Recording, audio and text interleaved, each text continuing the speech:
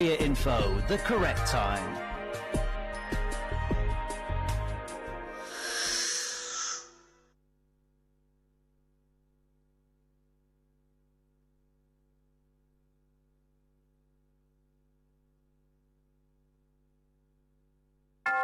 It's 5 o'clock. It's 6 o'clock. It's 5 o'clock.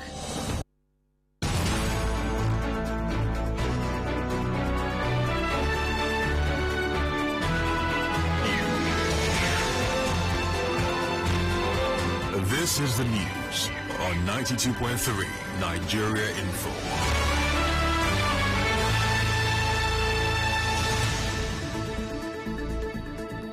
On the news this evening, Port Harcourt residents recount impact of yesterday's flash floods.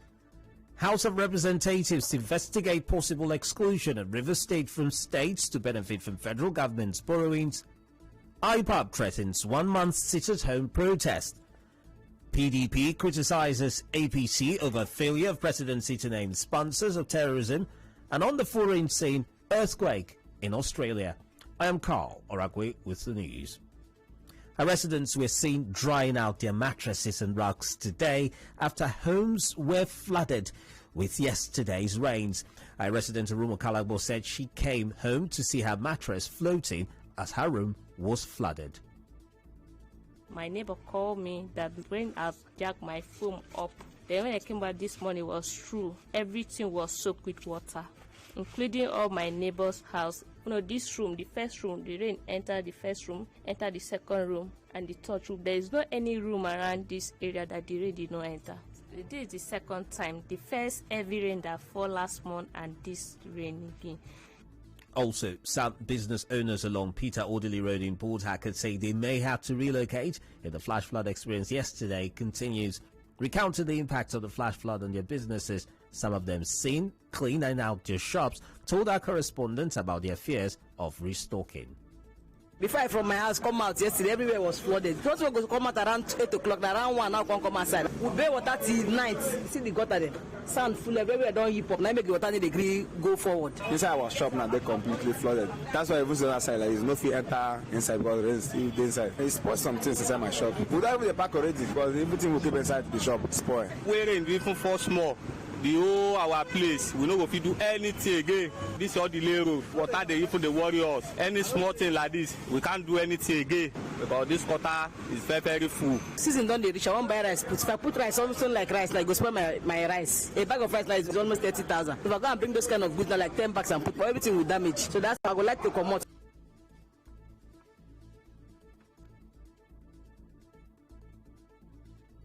Meanwhile, a town planner in Port Harcourt, Sir Karim Douglas, says the River State government will need to come up with comprehensive drainage and waste disposal master plans to address the flash flood in the state. Mr. Douglas spoke to correspondent Soibi Uruwari.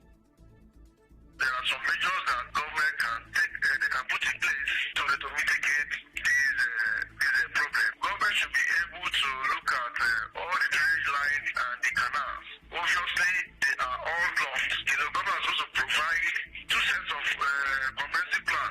The drainage master plan is waste disposal master plan. The provision of these 2 master plan would tackle the issues of pouring debris to the drainage and the canals, which have caused the blockage within these 2 areas that is causing the flooding.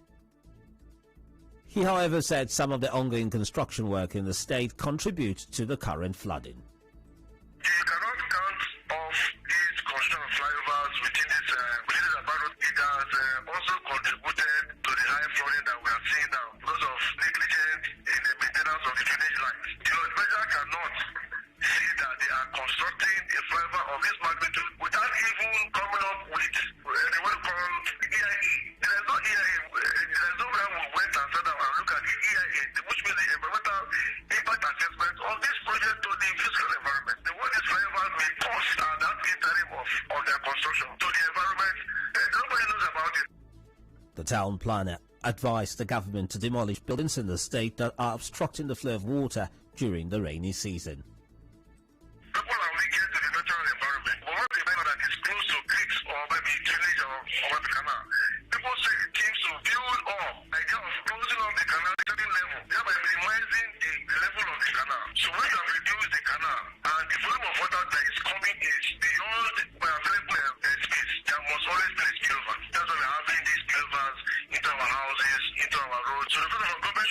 canals, and then will trace the lines of these canals and the drainages. And if there are any buildings on these two areas without any constitution, government should bring those buildings down. Still on this, an APC leader in Rivers State, Dakuku Pidaside, has called on Governor Orakwue to reactivate the drainage master plan put in place by Chibuike Amechi when he was governor. Dr. Pidaside in a statement said the drainage master plan was already being executed before Mr. Amechi left office in 2015, but was abandoned by Governor Wike for political reasons. He blamed the state government for not paying attention to early warning signals from NIMET, but rather chose to put the blame on Rivers people. He also said the flooding situation means that the state's relevant ministries, departments and agencies are either incompetent in carrying out their duties or have been starved of necessary funds to function optimally. A Senate has passed a bill seeking to establish the nationwide emergency communications service and approved 112 as the toll-free number for emergencies. These resolutions were today reached after the consideration of the report of the Senator Oluremi Tinubu-led Committee on Communications. Senator Biodun Olujimi presented the report.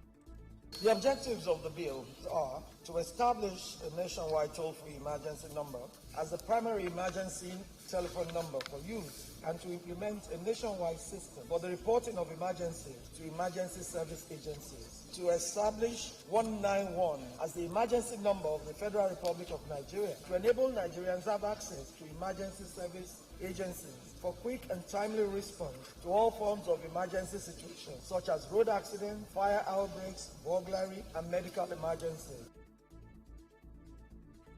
Olujimi said Clause 11 prohibits the use of telephones and mobile telecommunication services to place a false, frivolous or vexatious call to emergency number 112.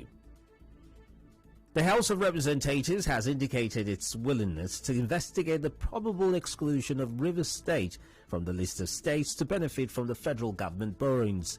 This is sequel to a motion of urgent public importance by lawmaker Solomon Barb, alleging that Rivers State is the only state out of the 36 states to be left out.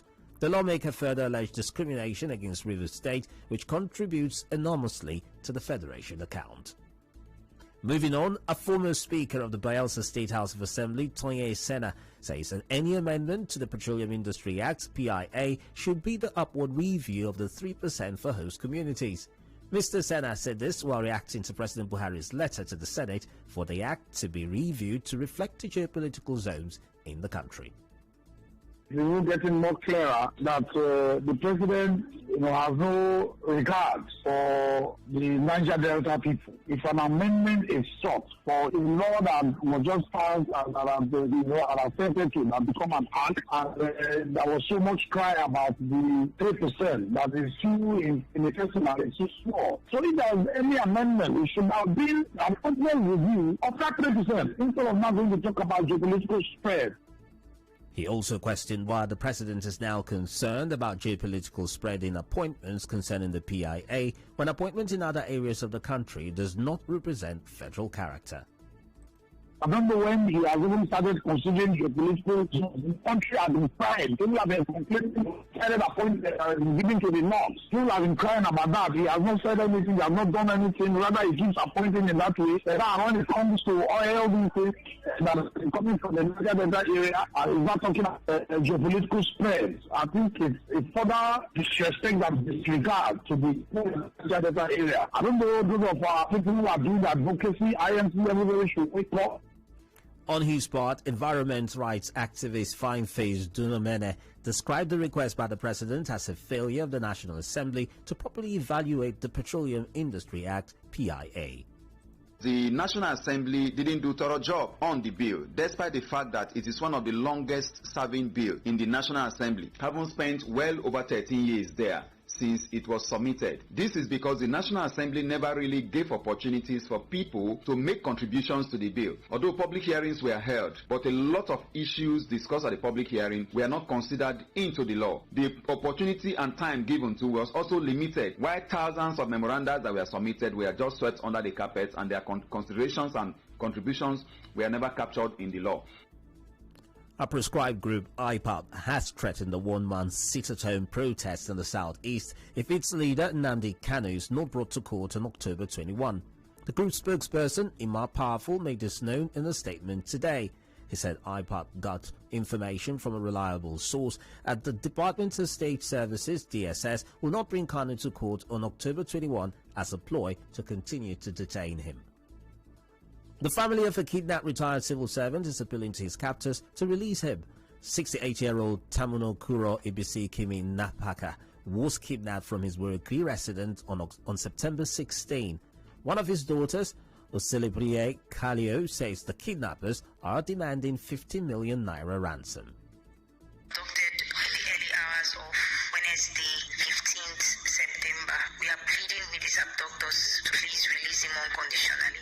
My father is 68 years old. He is hypertensive and he is diabetic. We do not know what his condition is. We have not been allowed to speak with him for the past 3 days. Please release him so that he can come back to us. We are pleading. The River State Police Command is yet to comment on the incident.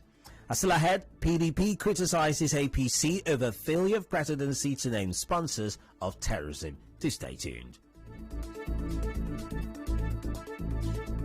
Democracy is the freedom of speech. Freedom of speech. Nigeria Info opens the mic.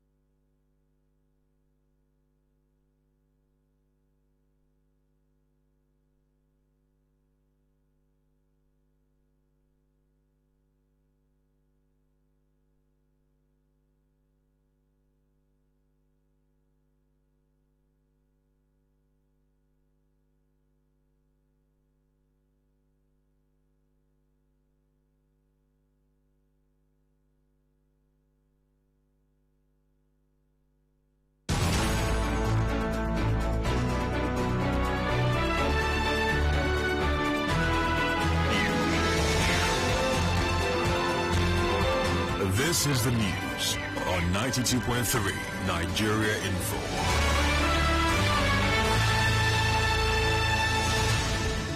Welcome back. The People's Democratic Party, PDP, has challenged the President Buhari-led All Progressives Congress APC administration to come clean on allegations of its complicity in financing terrorism by naming those found complicit.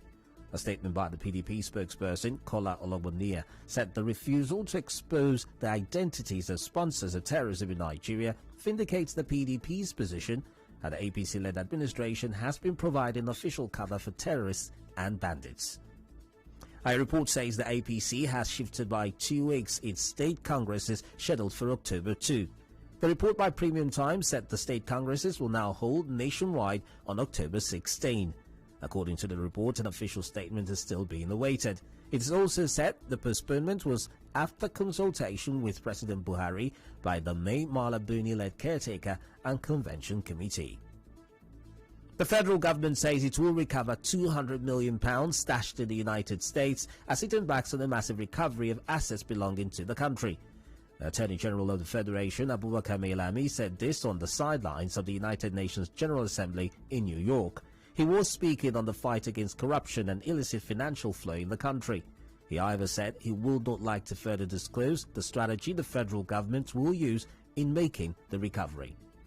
In business news, 1 week after the Rivers State government dragged the FIRS before the Supreme Court over the value-added tax VAT dispute, it is still not clear when the court will sit on the matter.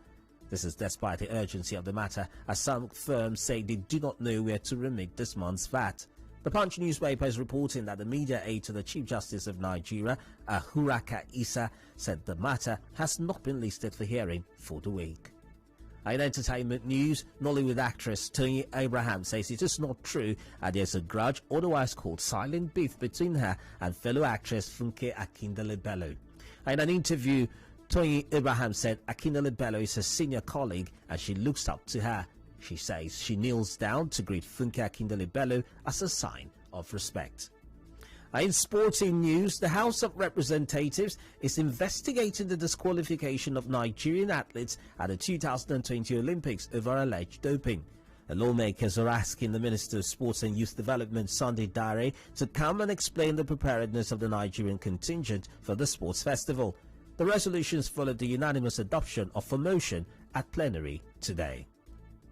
And now, we'll bring you news from around the world.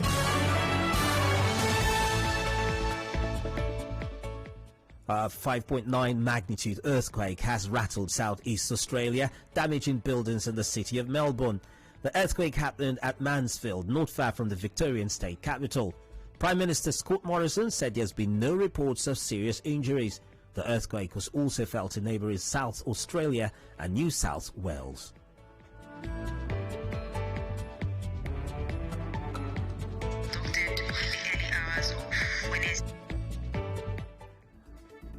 And that does it here on the news this evening. But before we go, here's a quick look at the major stories. Earlier on, we told you Port Harcourt residents are recounting the impact of yesterday's flash floods.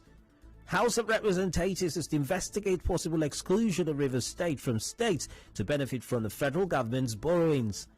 IPAB has threatened the one-month sit-at-home protest in the southeast if Nnamdi Kanu is not brought to court on October 21.